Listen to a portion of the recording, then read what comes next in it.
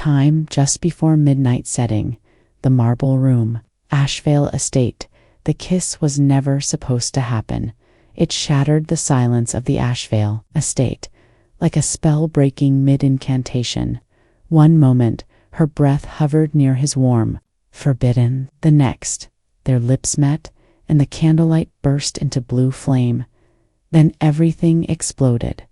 A mirror cracked without being touched. A scroll burst into embers. The sigil on his wrist glowed crimson. And just beyond the open door, someone gasped a sound too soft to locate, yet too sharp to ignore. Maris pulled back, her lips trembling. What did we just do? Damon's eyes, once calm and cruel, now burned with something ancient. You kissed me before reading the last clause.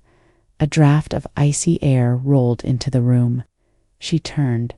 Behind them, the love contract signed. In her blood and his name had vanished. In its place, scrawled on the mirror in ink that dripped like venom, were 4 words: he never owned you. Lightning cracked. The chandeliers flickered. Somewhere in the distance, a scream echoed through the estate, and Maris knew, with sick certainty, that whatever she had just signed, she hadn't signed it with him. She had just become property, but not his. Maris Eleanor Vane had never believed. In fairy tales only contracts, her mother, Lady Vane, taught her early affection is a liability, love is a ledger, and trust is something you bury in a locked chest at the bottom of the lake. It wasn't bitterness, it was survival.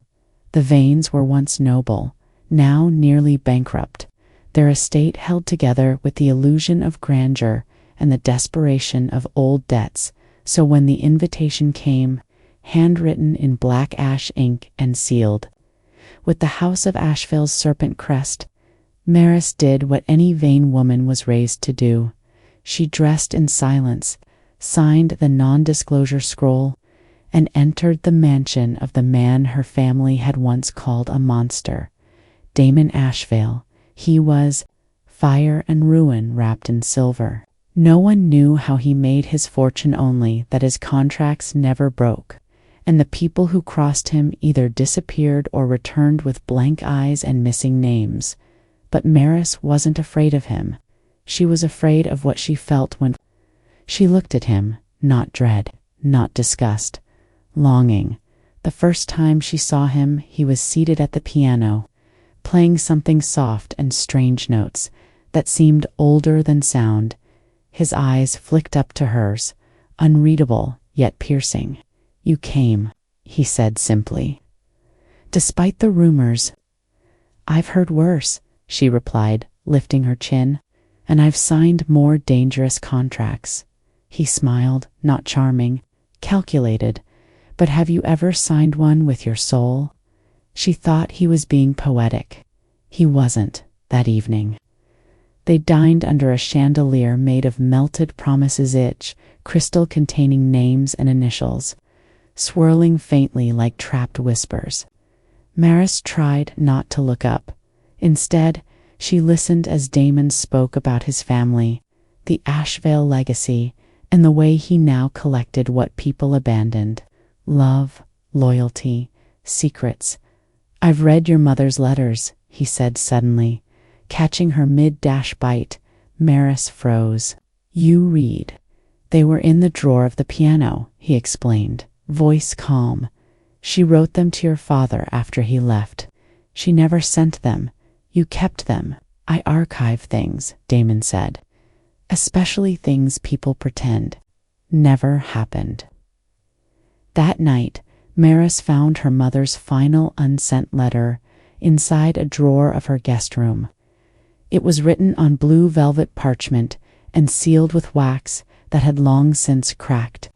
Her hands shook as she unfolded it. "Maris will be strong, but she will be lonely. If she ever meets the boy with silver eyes, tell him to stay away from her. He already hurt me once." She didn't sleep. The next day passed in slow tension. Damon showed her the contract, 59 pages, wrapped in an enchanted cover. Each page flickered between legalese and strange phrases like, "This agreement transcends time and physicality." "Ownership may be transferred by act of betrayal, death, or kiss. Sign in your own blood, or the contract will reject you." "Is this performance art?" she asked. "Truth is the only thing more dangerous than love," Damon replied. "You must believe in something." Maris didn't know what she believed in anymore, but she believed she couldn't go home empty-handed. The Vane estate wouldn't survive another month. She had to secure this partnership, this deal. So when Damon leaned in and whispered, "You don't have to love me, you just have to stay," she said the words that would change everything. "I'll sign it." That night, the contract drank her blood. The ink shimmered. The sigils on the final page locked, and Damon kissed her once, gently, as if it were nothing, but that kiss, that one kiss, unlocked something old, something neither of them understood yet. They didn't notice the candle flicker blue. They didn't notice the mirror watching. They didn't notice that the contract had blinked, and somewhere, far beneath the mansion, behind stone and spell, a door opened, and someone who had once loved Damon Ashvale more than life itself's mild kiss was still burning on her lips when Maris stormed down the corridor, heart galloping like a hunted deer. The mirror's message, "He never owned you," rattled inside her skull. She needed answers now. Damon didn't follow her. He never chased. That was the most terrifying thing about him. She reached the east wing of the estate where no guest was allowed, and slammed her palm against the enchanted seal. It flickered, then let her through. Her blood was already in the house now. The rules were starting to bend. The hall beyond was cold, damp, lit only by wall sconces, glowing faintly blue, and there, at the far end of the corridor, was a vault. The vault of promised things. She had seen it only once. Damon claimed it stored emotional artifacts, contracts, letters, memories too dangerous to destroy. She didn't believe him then. She believed him now. The vault door opened with a groan.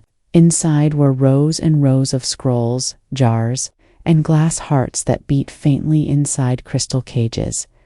But one item was different. A wedding contract, scrawled in the same ash-black ink as hers, signed not by Maris Eleanor Vane, but by another name, Silva. Eleanor Vane, her mother. The paper trembled in her hand. Same blood sigils, same clauses, same line at the bottom. Ownership may be transferred by act of betrayal, death, or kiss. She stepped back. Was that why her mother told Damon to stay away? Because they had made a contract before, and then the back of the scrolls she saw a second signature. Elias Vane, her father. He had signed it to Maris staggered out of the vault, her breath frosting in the air. Damon was waiting for her at the top of the stairs, his expression unreadable. "You weren't supposed to see that," he said quietly. "You signed a love contract with my mother," she snapped. Damon's lips curled faintly, bitterly. "No, I refused to." She forged the ending. "Your father signed to save her from what she'd done." "What did she do?" He walked slowly toward her. Shadows curved around his feet like smoke. "She tried to use me, to bind me through blood. But the contract never worked because I didn't love her." Maris backed up, heart thundering. "But it worked this time." Damon looked at her. That was when the first twist hit. The mansion shook. Somewhere deep below them, a second contract won. Maris had never seen ignited in blue flame. A name burned through it. Ownership transferred. Subject now bound to Lord Calandre. The enemy. Maris dropped to her knees. "Who is Calandre?" Damon's voice was quieter now. "He was my blood brother, my shadow, my mirror. until he tried to steal what was mine. Your power. No, Damon said. My name. Maris looked at the mirror on the wall beside her, the same mirror that bled that strange message earlier, and, for the first time, she realized it wasn't warning her, it was speaking to her. And when she stared into it, the face that looked back wasn't hers, it was her mother's, a younger version, wearing the same dress Maris wore now, and behind her stood a man with golden eyes and a smile that made fire seem gentle. Kaelin Dray. Then the mirror cracked again. This time it whispered, you were never meant for him. You belong to the one who called your name in death. Maris stumbled back, voice shaking. What is this place? What is this curse? But Damon just looked at her with something like grief. You didn't just sign a love contract, Maris, he said, and the real shock came next. Maris touched her chest and felt it slow and hollow. Her heartbeat was no longer hers, and when she opened the front of her dress and looked at the sigil now, blooming over her heart, it wasn't Damon's crest. It was the serpent eye of Kaelin Dray. She had signed her soul away, not to the man who loved her, but to the man who had once tried to steal her mother, and now he had the daughter. The estate trembled once more. A voice echoed through the halls, one Damon hadn't heard in 12 years. My dear brother, I told you love makes you weak. The villagers of Ashvale hadn't heard the estate bells ring in over a decade, not since the Night Lord Kaelin Dray was banished for blood-binding a noble's child under false magic. But tonight, the bells rang again, and the mist that rolled down from the manor wasn't fog. It was memory alive, whispering, watching Dot in the village tavern. Old Milithar keeper, who saw too much and spoke to Littlefelt, her spine arch. He's back, she muttered, dropping a glass that didn't shatter. The brother with the golden eyes. Don't be mad, the blacksmith whispered. He was burned in the great fire. Mila shook her head. You can't burn a man who sold his name to the Mirror Court. You only send him away. But if he's called back, it's because someone kissed the wrong heir. Back at the estate, Maris stood barefoot in the glass garden. The sigil on her chest still burned, and the moonlight didn't reflect in the mirrors anymore. It bled through them. Like the veil was thinning, Damon stood behind her. Cloak loose, expression unreadable. How do we undo this? She asked. We don't, he said simply. We outmaneuver him, and if that fails, we break the rules. She looked at him, startled. You never break the rules. I never had to, he replied, until you, that night. A scroll arrived bound in silver thread, delivered by a raven with no shadow. Damon unrolled it with trembling hands. Maris read over his shoulder, to the keeper of stolen names. The soul you tried to hold has reverted. Bloodline debt must now be paid in full. She is mine by law sealed in kiss, confirmed in ink, and fated by prophecy. You knew the clause. You knew the clause. You ignored the cost. She will arrive at dusk, or war begins at dawn. CDMAR eyes clenched her fists. I'm not a thing to be traded. Damon looked at her. You're not. But contracts bind more than bodies. They bind bloodlines. If invoked the mirror law, even the realm will bend to it. Then came the second betrayal. A secret voice in the dark. Lucien Damon's scribe and closest confidant met Maris in the lantern hall just before sunrise. I can get you out, he whispered. There's a path through the Forgotten Wing, but you have to come now. Why? She asked. Why help me? Lucien's face twisted. Because Damon doesn't want to save you. He wants to use you. You're the final clause. You die, and he inherits your soul. That's not true. He held up a Pedja-ripped piece of the original contract. Maris read it. Her breath caught. In the event of bloodline merge, the Ashvale heir receives the other's enchanted bond upon death or transformation. Transformation? She asked. Lucien's voice dropped. If you bind with Kaelin willingly, Daemon dies. If you die bound to Kaelin, Daemon inherits your power. Either way, you're the weapon. And suddenly, nothing made sense. Was Daemon protecting her or maneuvering her like a queen on a cursed chessboard? She fled, but the second major twist came not from Daemon or Lucien, but from the mirror in the Forgotten Wing. As Maris passed it, it spoke in her voice. You're not the first, Maris, and you won't be the last. The reflection shimmered and showed for other women, all with her eyes, all in different time periods, all wearing the same sigil. One burned at the stake, one wept in chains, one stood at an altar beside Kaelin Dray, and the last one was kissing Daemon. But her face twisted into a scream the moment his lips touched hers.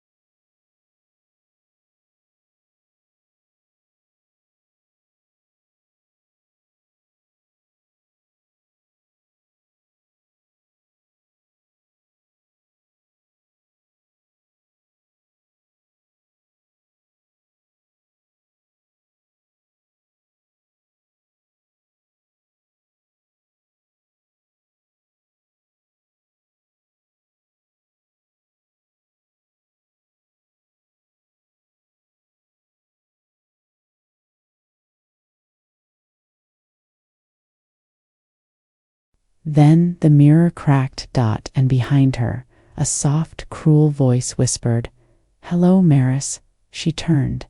Kaelin Dray stood before her, golden eyes, pale robes, a crown of antlers on his brow. "I've come," he said gently, "to collect what Daemon stole from me." The news spread like enchanted wildfire. Kaelin Dray had returned at first. It was whispered in the taverns and between rustling curtains. By midday, it was inked in anonymous scrolls slipped under doors and left on chapel steps. The heir of mirrors has claimed the vain girl. The serpent sigil has bloomed again. Prepare for choosing day. You're either Ash or Dray.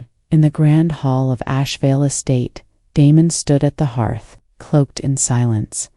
Maris hadn't spoken since returning from the Forgotten Wing.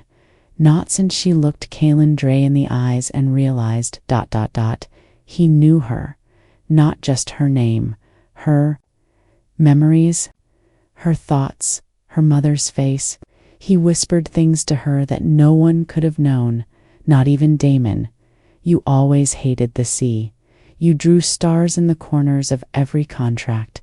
Your mother told you love was a trap, but you keep falling anyway. You kissed me once, before you were ever born. Now, seated by the fire, Maris clutched a candle, her hands shaking. Daemon hadn't approached her in hours, but it was Maris who broke the silence. "You lied to me." He didn't move. "You knew about the clause, the inheritance line. You knew my mother had signed something cursed, and you let me walk into the same trap." Still, Daemon didn't speak. Maris stood. "Say something." For once in your life, he turned to her, and his voice was flat and raw. "I couldn't stop it. You think I haven't tried. I've burned every copy. I've rewritten fate lines. I even tried to erase your name from the binding scroll. But it didn't work." "No." His voice cracked. "Because this isn't just a contract. It's a prophecy, sealed in blood and betrayal. You and I, we were never meant to escape it, only to reenact it." That's when the doors burst open. The high scribe of the Mirror Court entered, robes trailing runes. Behind her were 12 knights in silver and bone. She didn't bow. She didn't smile. By order of the Mirror Court, and under the law of recursion, the soul known as Maris Eleanor Vane is to be presented at duskfall for magical alignment. Failure to comply will result in memory erasure, blood collapse, and familial extinction. You have until the last chime. She turned and left without waiting for a reply. As the hall emptied, Maris whispered, "What's magical alignment?" Daemon's gaze darkened. "It means they'll test your soul. If it leans toward Kaelin, they bind it forever. If it leans toward me, ... they kill you to keep the balance." Outside in the village, chaos bloomed. Neighbors turned on neighbors. The Ashville loyalists painted serpent sigils on their doors. The Dray supporters lit blue candles in their windows. The baker's son was dragged from his home for claiming the prophecy was false. A woman was arrested for using forbidden mirror glass to summon her dead sister, to ask who Maris should trust. In the middle of it all, Mila, the herb keeper, told the town square what no one wanted to hear. This isn't a fight for love, it's a war over names. And names are the oldest form of magic. Whoever Maris chooses wins control of every broken contract in the realm. Not because she's powerful, but because she's the only one who never should have been born. As night approached, Maris returned to the candlelit chamber, where the love contract still shimmered faintly. Lucian stood beside it. He held out a new scroll. "Rewrite the ending," he whispered. "Break the cycle. Sign your own name into prophecy." Daemon entered behind her, eyes full of thunder. "If she does that, she dies." Lucian turned. "If she doesn't, she dies belonging to someone else." Maris stood between them, one man a flame, the other a shadow, both liars, both in love with her, both bound to her by magic that didn't care what she wanted. She raised the quill and paused, then slowly, deliberately, she tore the scroll in half. The candle went out. The moment Maris tore the scroll, the house screamed, not a sound of feeling. Every mirror cracked, every candle turned black. The floor beneath her trembled as if something buried deep beneath. The estate had stirred for the first time in centuries. Lucien stepped back. "What did you do?" Maris's voice was steady. "I made a choice." Damon stared at her. His voice shook with something unspoken. That scroll was the only safeguard. Without it, the prophecy resets, and Kaelin wins, she said coldly. "Then let him come for me." Thunder cracked across the sky. A bell rang somewhere far away. The last chime. Dusk was gone. Night had officially claimed her, and then the door blew open. Dre entered. He wore no armor, just a cloak of white mist and a blade made of mirror glass. His golden eyes locked on hers, hungry, cruel, familiar. "You did exactly what I hoped you would," he murmured. Maris frowned. "You wanted me to tear it," he smiled, slow and terrible. "You didn't break the cycle. You completed it." Damon moved to shield her, but Kaelin raised a single hand. "Not yet," he whispered. "She has to know. Let her see the truth first." And then Kaelin reached into his cloak and pulled out a small, glowing heart, a crystal one, faintly beating. He threw it onto the ground between them. Maris stared at it, drawn, horrified. It had her name carved on it, but not Maris Eleanor Vane. It read, Maris Eleanor Dre. "No," she breathed. "No, that's not possible." Kellen's voice was gentle. "You thought your mother signed the contract because she loved Damon, but it was never about him. She loved me." Damon turned to her, eyes burning. "That's a lie." Kaelin shrugged.